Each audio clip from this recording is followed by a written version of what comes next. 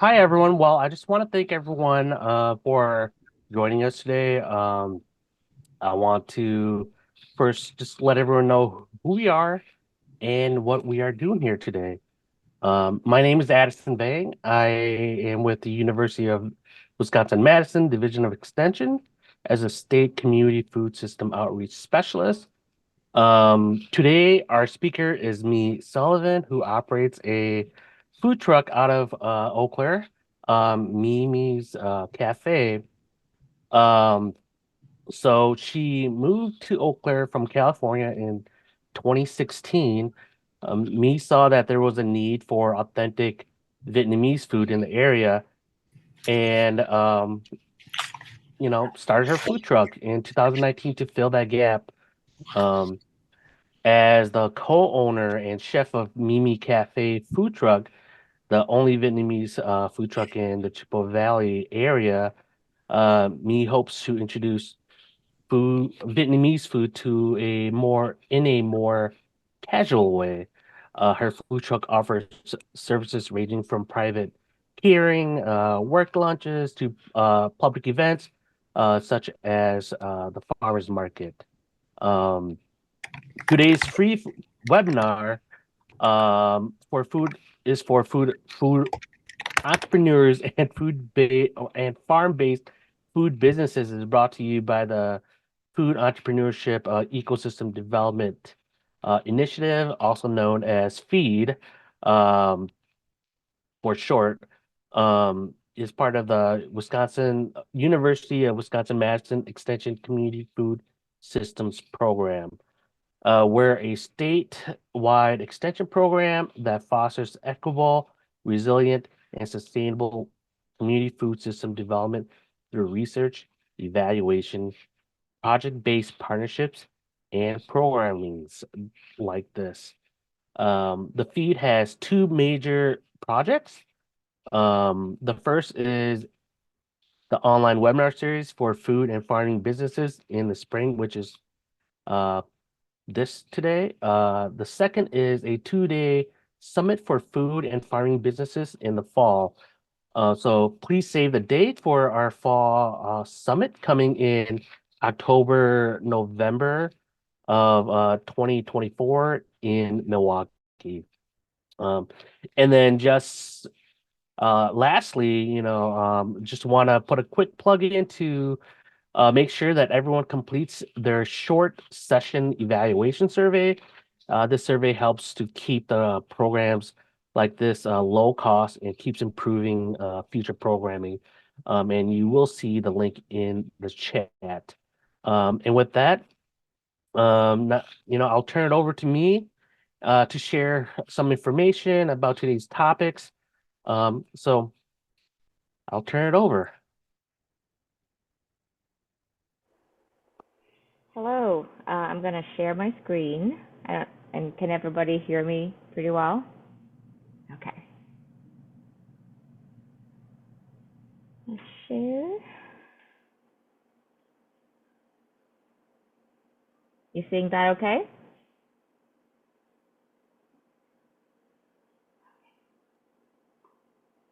Yep, we can see it. And then I think you can press your share or like presenter Okay, share button within that's right. Canva. That's right. Forgetting steps already. So many steps. Oh, beautiful. Thank you. Okay, good afternoon, everyone. My name is Mee Sullivan. It's an honor to be here today to share my entrepreneurial journey of how we started our food truck in Eau Claire. Me and my husband, we own Mimi Cafe, and I say currently we are the only food truck in the area that serves traditional Vietnamese food. Um, and sorry, what we serve the traditional bread, baguette banh mi, the sandwich. That is a little like a French inspired baguette, and with all the filling, we have savory, we have sweet and sour from the pickled vegetables. Um, We also do noodle bowl, which is a more fun twist to a salad. You have your carbs, you have your veggies and your protein all in one. And if you come to our truck and you're a little hungrier that day, we have broken rice plates offer as well. And of course, the Vietnamese coffee, or our customer like to call it liquid meth, which we do have like a little caution, like drink this coffee slowly. You shouldn't chug it because it's super strong. So before we go to how we started, let's take a brief step back to where we started. So me and my husband, we met in school and we both graduated with a degree in athletic training, nothing food related. We worked mainly with sport teams in school for injury oversight, injury prevention, and rehabilitation. And being able to work hands-on with the teams make us like super eager. So when we graduated, we were like, okay, let's go out and save lives and do all these great things. But like life is not always how they portrayed in school. So we get out. Dan started more on an admin role, doing paperwork instead of like actually be on the field. And I started my fitness journey in teaching fitness classes at the YMCA and being a personal trainer. So life takes you in different directions, and eventually I just decided to start my own fitness business back in the day, and the emphasis was on injury prevention and functional training in older adults. And I would go into clients' homes to train them, and then guess what? Pandemic hit, and what went first? Sport and fitness. They're the two things that stopped immediately. So we were like, what are we doing now?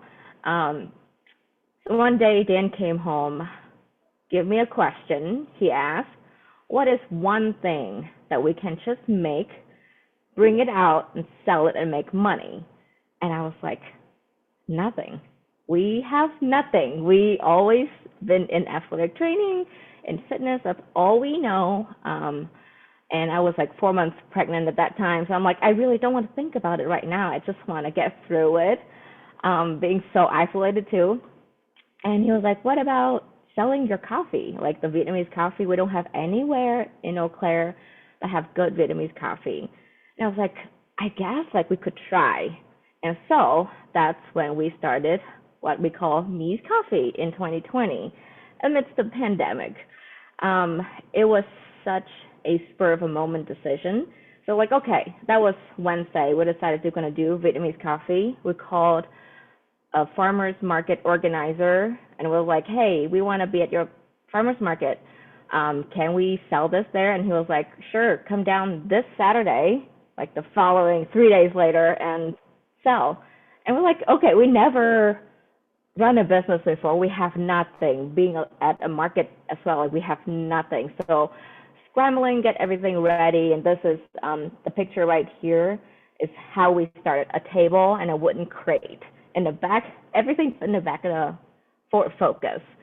So we started a farmer's market, and everybody who is familiar with a drink was like, maybe you should also do a food truck, like start selling banh mi and other things. And we're like, nah, we're not gonna do that.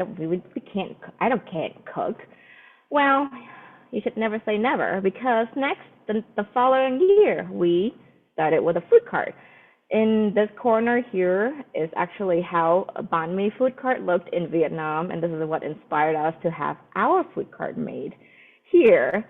One of the challenge that we met first was how to find ingredients to make the food that tastes the most authentic to Vietnam, and we can't really find it anywhere, so we decided to make everything our own. So Dan made the bread, because I don't have the patience to go through all the tedious steps of baking, but I do pretty much everything else. I would say 95% of our products were made in-house, and we source a lot of our ingredients from the local farmers or the local butcher shop to keep everything pretty much local for us. And so that's where we started, and our little baby was born then. A little drag her everywhere with us on the first year. And we really did not think that it would catch on, but it did really quick. And so we started out doing a little bit of catering here and there, work lunches. And still, at the end of this year, we were still like thinking about continuing the food cart for another year or two to build up capital. And people just keep pressing, like, hey, maybe you should really try the food truck. And so we did. 2022, we got our truck. We got it custom built from Georgia because our needs for whatever inside the truck is very minimal, and a little different than your typical food truck. We don't need a fryer. We just need a lot of prep area because we do a lot of fresh vegetables, and we grill our own meat the day off.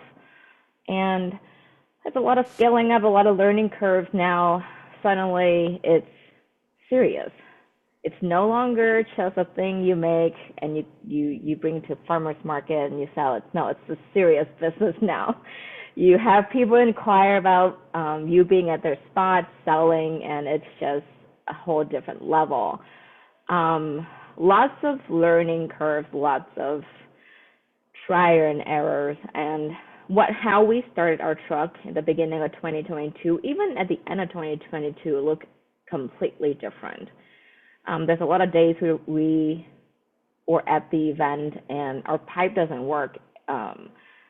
We were on generator. We didn't know there's an actual low capacity on the generator, so you can't go overboard, and suddenly everything just shut down, and you're like, oh my god, which element was went overboard. So we're like a lot of Tetris playing in okay, we need to run the water now and then do other things later.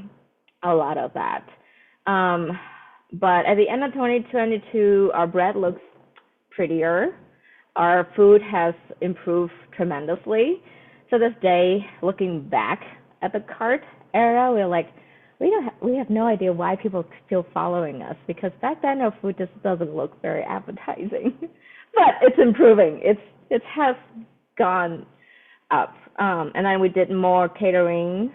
We do more bigger events. This is, I think, Truck Fest in Eau Claire, and still farmers market.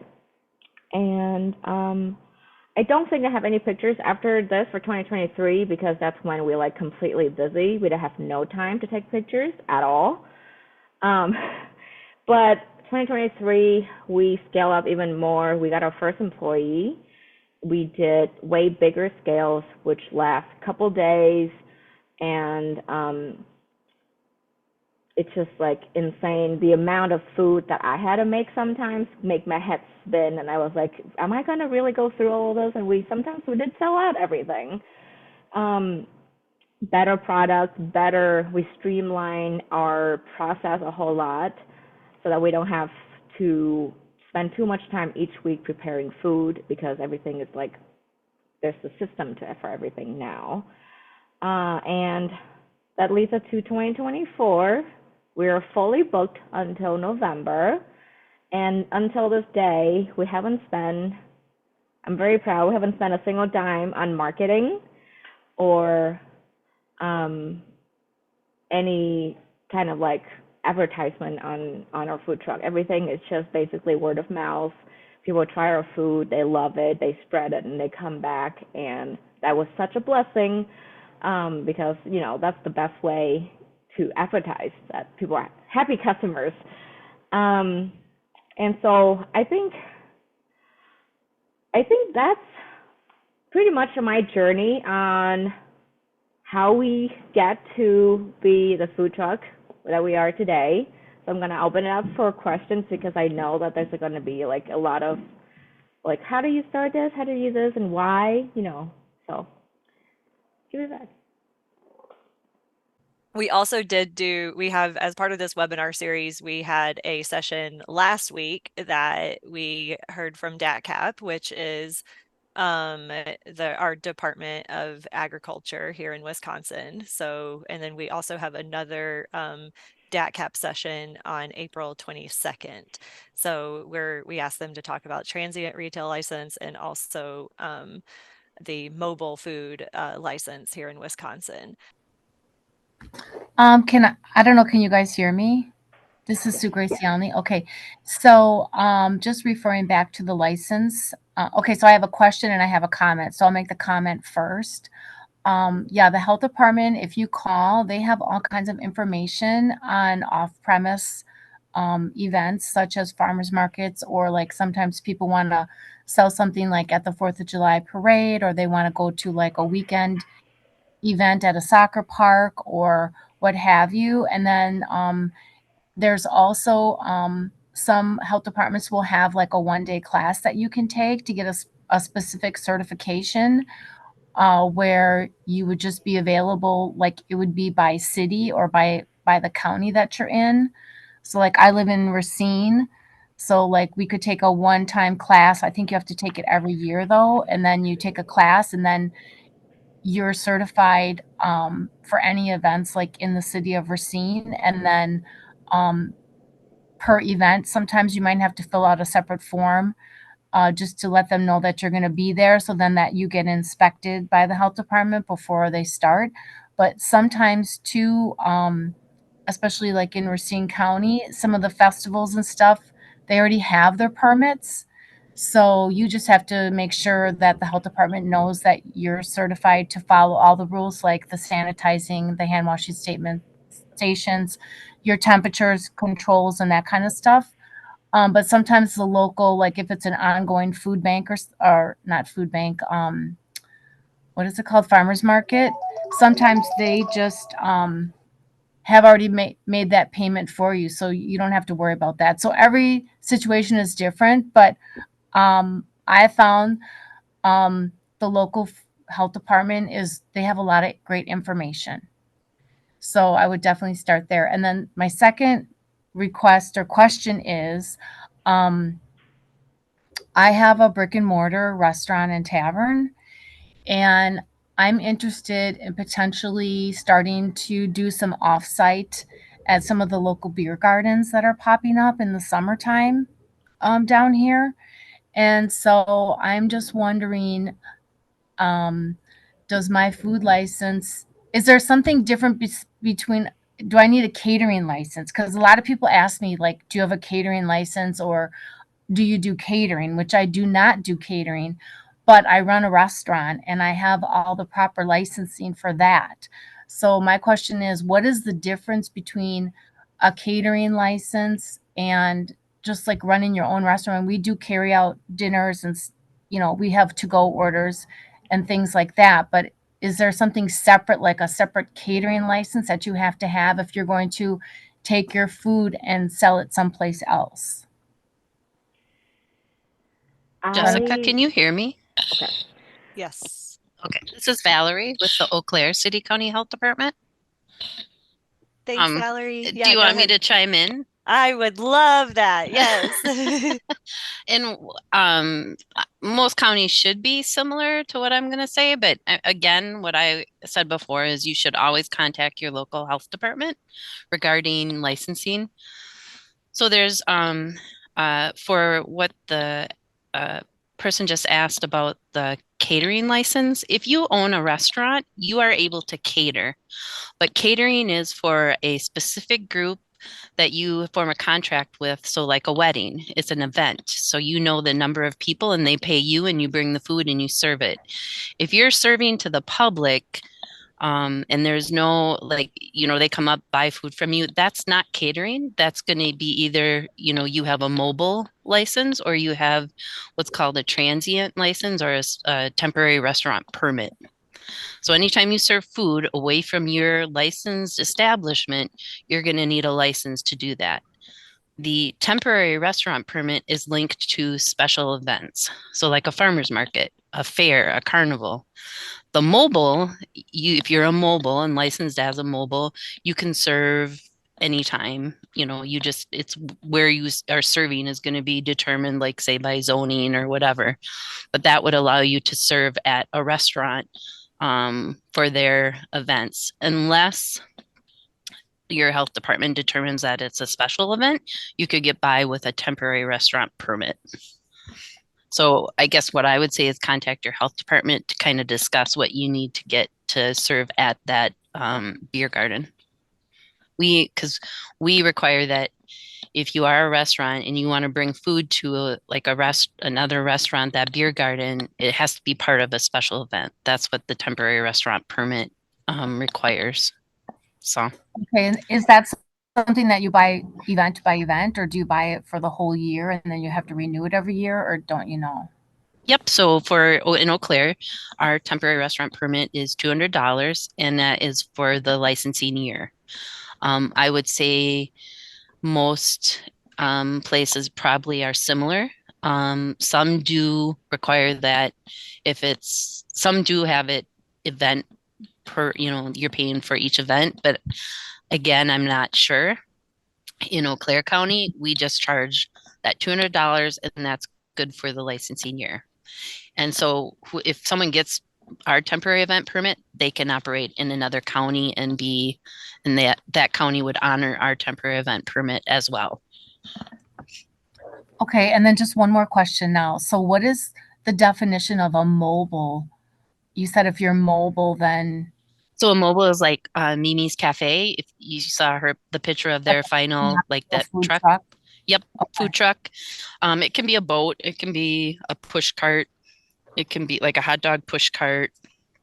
It can be anything like that is a mobile, where everything is contained on a unit.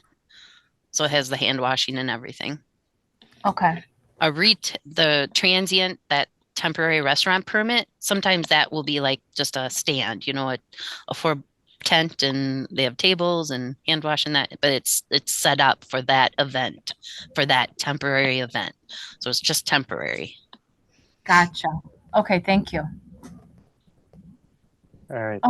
I don't know who put that on there, but that's nice. Where do you get that? Thanks, Jenna, for putting this in the chat. I just wanted to pull it up and share it as well. So this is in the chat if anybody wants to find that link, and that can be helpful as well. But Addison, yeah, I'll stop sharing and let you take over. Yeah, so I was gonna thank Valerie for chiming in. We do have a question from Scott.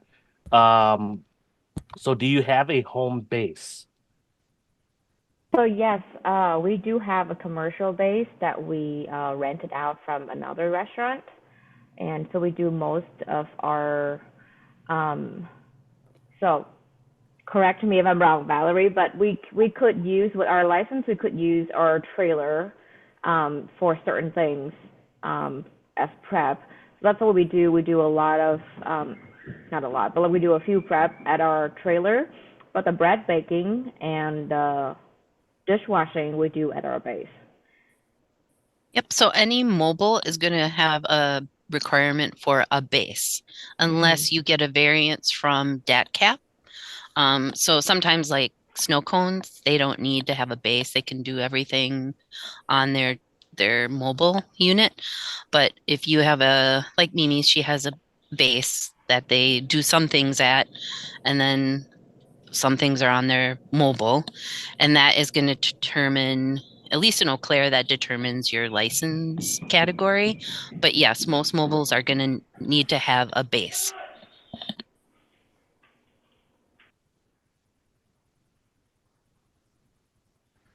So I have a question for Valerie. I mean, not Valerie, the young lady that has the, I don't see her name up here now, that's actually running the food cart. Me is her name? Yeah. Me, yeah. So as far as getting started, where do you find where do you find a food cart? And when you purchased it, was everything already in there? Like your coolers and your refrigeration and electrical, and I mean, do you have heat? Do you have air conditioning? Or did you purchase something and then reconfigure it and made it what you needed, and how do you do that, I guess is I've seen things where people are taking horse trailers now and turning them into like mobile bars or mobile coffee carts. And I'm really interested in it, but I wouldn't even know where to start. Um, so for us, because like I said, our need is a little different than a typical food truck. We don't do fried food. We do a lot of things we do are like fresh vegetables. We need a lot of coolers or like refrigerations, and we need a grill because we grill all our meat on site. So we found this company down in Georgia that they do build according to your need, and I think they call Word Trade something. I could look it up. But they will walk you through, like basically you would choose the size of your trailer you want, and then they would do a few basic appliances, like they put on our sink, like a 3 basin sink, the water heater. They put on a few prep tables and a fridge for us, or like a sandwich topper fridge. So all of that can be included in the build. Like they will sit down with you, like, okay, this is the square footage of your trailer that you want, and here you can kind of plan out where you want everything to be, and they will build it accordingly to what you want as well. That was the options, because all of the thing that we found, like all of the pre-owned food truck has way too many things that we would not need. So that would, and to be honest, we're both city kids. We have no idea how to like do anything by our hands. We can't build anything. We can't fix anything. So we rather build things according to our needs than buy used and have to like refurbish it, and have to fix it up to our need, because we don't want to like touch a gas line and then make everything blow up, So that could be an option as well. Yeah. Okay, and do you guys use a generator then or do you plug in, or how do you do that? So that would be really depends on the location where you are at. Some locations would have a plug-in for you, but not everyone. So we do have a generator as a backup. Okay, and then another question, what do you do about like bees? Like if you're serving something sweet, or something like a meat or something that has a strong scent, like what do you do with like bees and flies and things like that? How do you handle that, or is that a problem at all? So with the trailer, like you can design like on every window there's a screen, so just pull it down. We do have bees coming in and attack us too, but we just have to be really judicious about closing the doors during summer times. Keep everything out.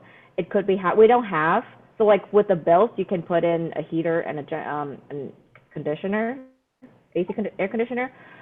We didn't want to go with any of those, and sometimes we kind of regretting it. In like 100 degrees day, we're like, okay, we need something, but we didn't. So that's something you could think about too. But for us, it's a lot of more energy draw that because we have a lot of heating element as well. We put an oven on there just to reheat our bread, and then we have a lot of warmers to keep our meat warm. So adding another heating element or like a cooling element is a little too much for the generator. So we just okay, we just deal with it, The joy of food truck. Right. Okay. Thank you. Your food looks really delicious, by the way. Thank you. All right, we have a question from Vincent. Mia, how did you decide when it was time to upgrade from your food cart to your custom trailer? Did you find that the trailer made the labor or setup quite a bit easier? So we have a Tundra, and when we had a food cart, we load everything up to the bed of the truck. Our cart, we actually had a small sandwich topper as well, so we load absolutely everything. Because like when you're at a farmer's market, when you take everything with you. After a while, probably after the first 2 weeks, we're like, this idea is pretty dumb. We need something else. But like we use a food cart. Thinking back, we should say it now, but thinking back, we use it as kind of like a market research because we did not know how the food would be received. So we didn't want to like spend $50,000 in a trailer and then nobody come to our truck.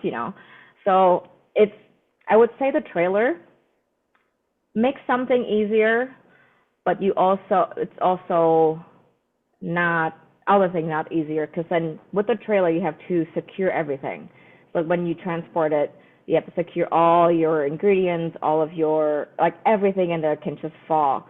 And our first week we had a trailer, we spilled a gallon of oil in our trailer. So that was fun. So that's a hard learning lesson. Like, okay, secure absolutely everything. So it makes cleaning up, setting up easy because you load everything the day before, plug your trailer in so that the refrigerations work, and then you just roll everything out. And then at the end of the day, you roll it back to your base and you clean up. But the amount of stuff comparing to the cart is way more too. So there's more things you need to keep track of as well. And I think the first part of the question is, when did we decide? So laboring intensive is one reason why we decided to upgrade. And also for the licensings, we decided that the food truck licensing would worth it to do more events that would make more profit, and then better visibility as well. Like you can just roll your truck down the street and people see you. And so it's a better investment in time and effort. All right, we got two questions, and then we have Ravi. So this next question is from Stumphorn. Sorry if I'm butchering your name. But how to make online order for food trucks? It's something all of the food truck owners are talking about, but none of us has actually decided to do it because the time frame that you're out to take in order might depends on the event. If you just out street vending, there's no event going on. Like if you just park at a spot, that would make online ordering a little easier. But if you're at an event and suddenly you have a line and then you're receiving online ordering too, that would impeding on the flow of everything. So it's still something we are playing around with, but none of us has actually done it before.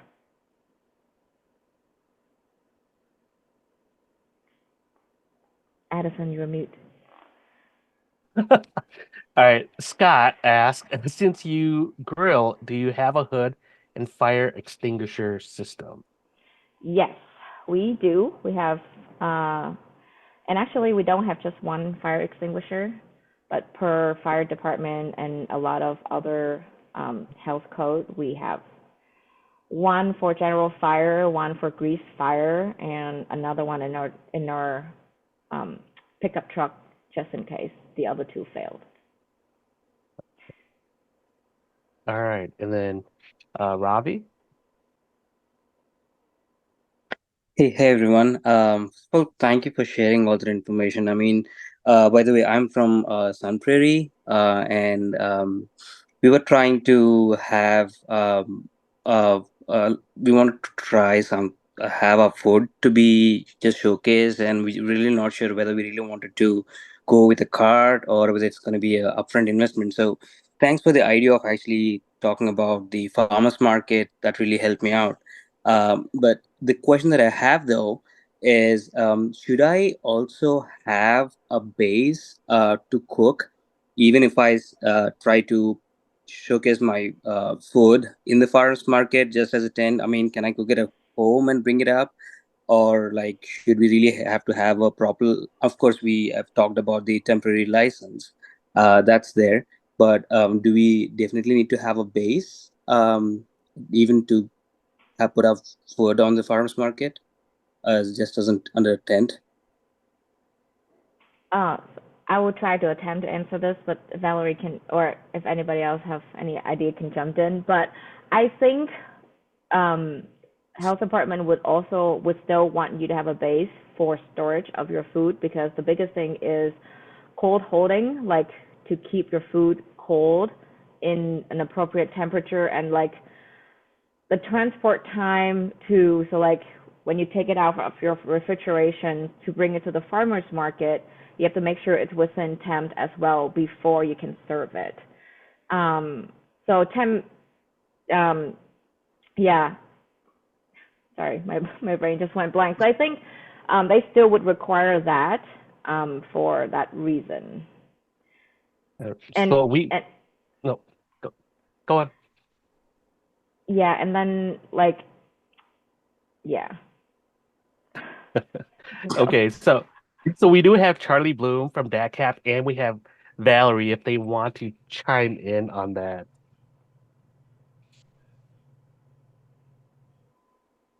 I don't know. Charlie, you want to take it, or I can answer. At least if you were in Eau Claire, yes. And I'm assuming this is similar. If you were an operator at the farmer's market and you are operating with a transient license, like a temporary restaurant license, your food would have to come from a licensed place. So if you are going to make your food, we don't allow home prepared food. You'd have to prepare that food at a licensed kitchen. You would have to carry the license at that kitchen. Yeah, the legal entity has to match between the food truck and then the service base, or food truck or trailer, whatever the mobile is, and then the service base would have to be the same legal entity. Again, you can have a variance for the service base if the truck or trailer is self-sufficient. You'd have to apply for that variance and then be granted it. Got it. Thank you. And one last question. So with the food cart or the food truck, is the location or the place is predetermined based upon the food truck community, or the the community that's association that's out there, let's say the Madison downtown, or will the location of the food truck just changes, varies as a first come first serve basis?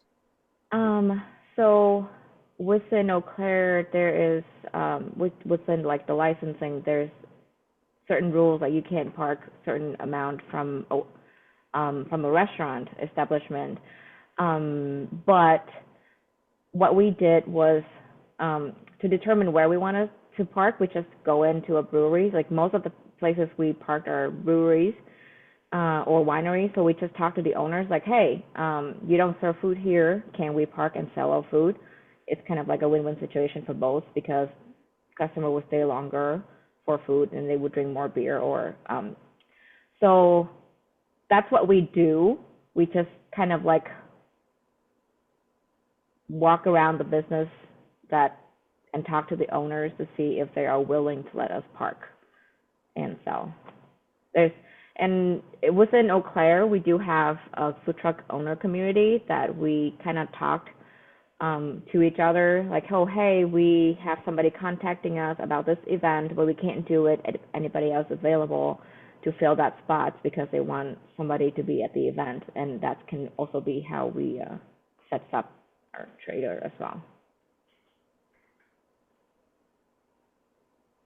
Thank you.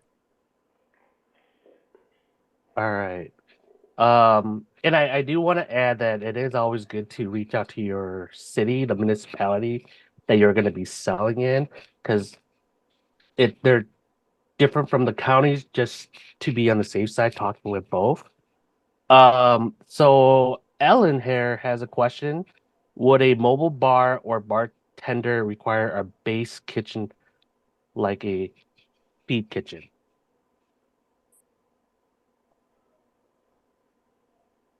And then I do have that Patrick did respond by saying to serve alcohol is a different license that would need to be obtained through the local municipality, town, village, or city. So I don't know if anyone wants to chime in. Yeah, we don't serve alcohol, so I can't really answer this question. All right. So I'll go to the next one. I can shed a little bit of Okay. light. This is Sue Graciani.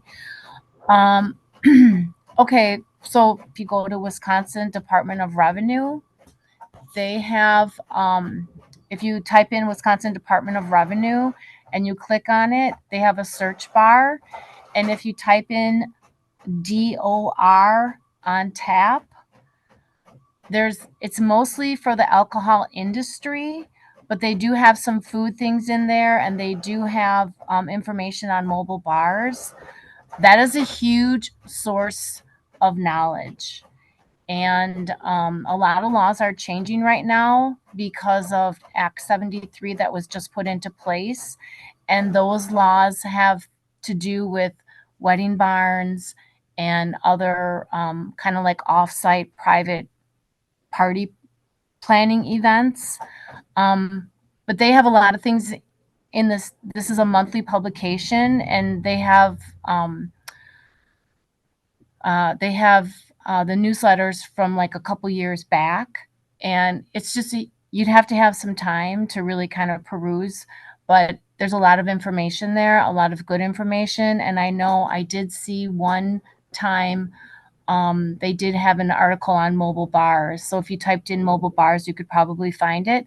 And then I would also just like to say that the Department of Revenue, Wisconsin Department of Revenue website in itself, if you click on business, they have like a little square that says starting a business or business in Wisconsin.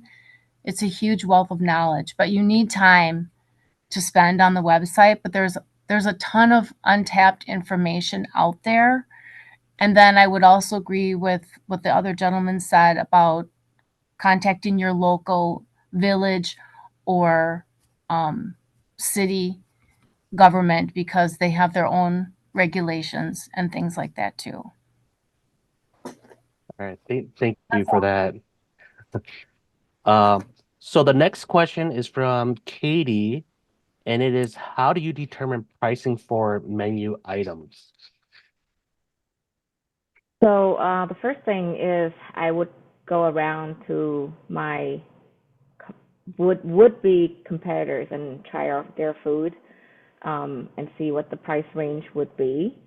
And also, when you make food, just keep in mind like the cost of like all the ingredients and kind of compare that and just do a markup. And for us, we just throw out a number at the beginning of our food truck time. We just like, okay, we serve the food to our friends and family, like, hey, would you pay this much for this food right now? And then kind of gauge the feedback and see what that would be.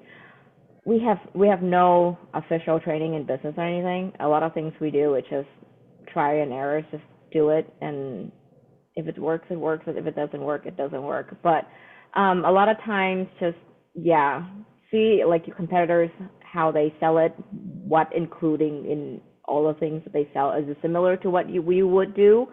Are you going to do a higher quality? Is it mostly going to be organic, grass-fed beef, or like meat?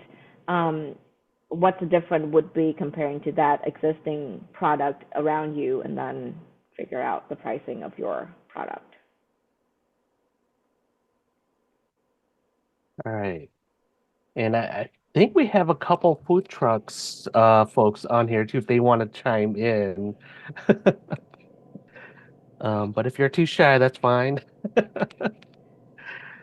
So Andrea did say kind of along the same lines that they did do ordering during COVID, but got rid of it after because it was just too hard during events. And then Sue had responded. And Andrea, I'm not sure what that means. Did you want to explain kind of what you wrote down? Sure. Cost of goods sold, your COGS, COGS, that should never be above 32%. Obviously, closer to 28% is ideal. You make the most money there. But you have to keep in mind everything. Every item you have on your menu, you should have your full ingredients list and exactly how much goes into it, even if it's an eighth of a teaspoon of black pepper. Like everything should be documented to get that most accurate cost of goods sold. Which All is right, like thank for you. me was like the hardest thing because I don't know if you familiar with Asian cooking. We don't really have recipes. We do a dash of salt and a dash of this. If it smells right, if it tastes right, we're good.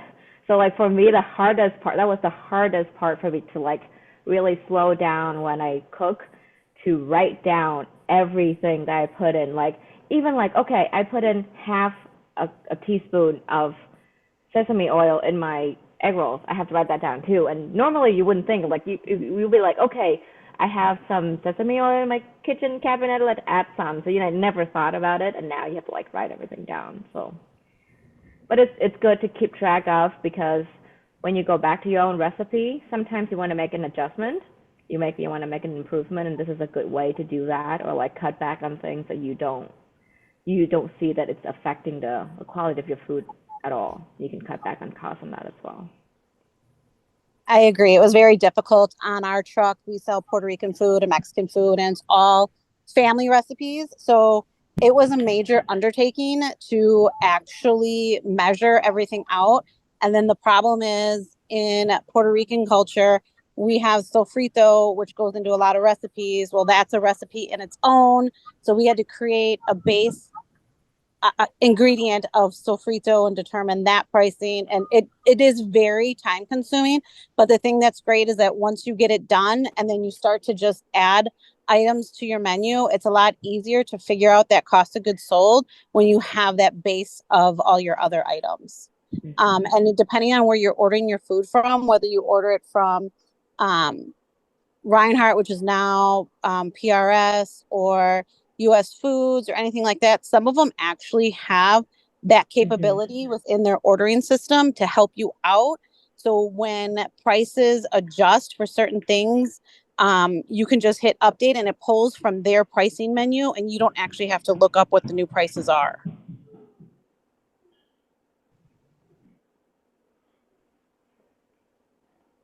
If I could clarify, so once we determine like the cost of the goods that we're selling, how much of a markup or like what percentage of the total price we're charging should the cost of goods sold be?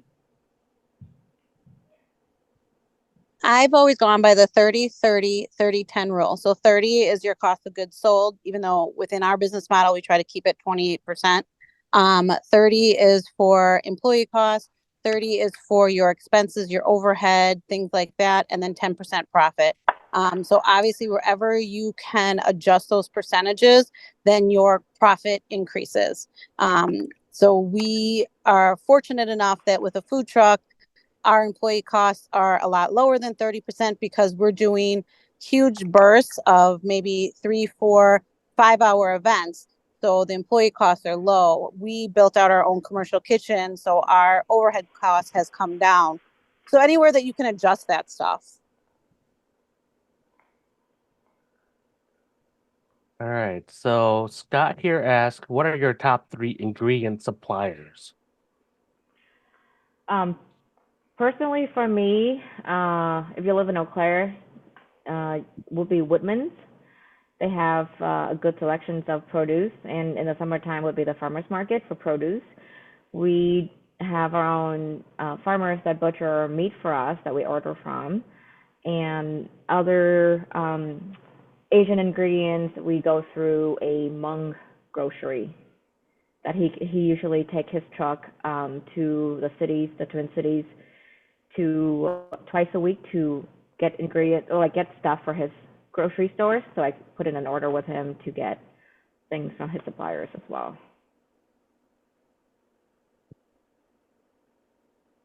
All right. So this next question is actually for Andrea. You said you got rid of the online ordering. Can you please explain more?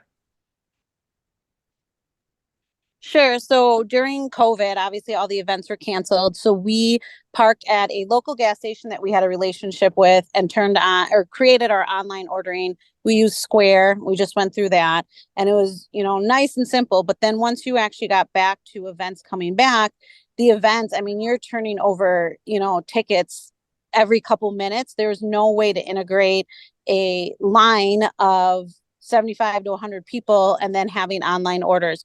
So it was just too difficult to work that through our ticket system, just because we wanted to make sure that the people standing in line, they didn't wait any longer than 3 minutes for their food, 5 minutes if they're ordering something with quesadillas. And so we don't do it anymore. The only time we do it is when we do go back to the gas station at the beginning of the season and the end of the season, when we are getting ready to open and we aren't sure 100% of our open date because of the weather, and we'll just pop it up then, but that's about it. All right, we have maybe one or two more questions if anyone has any.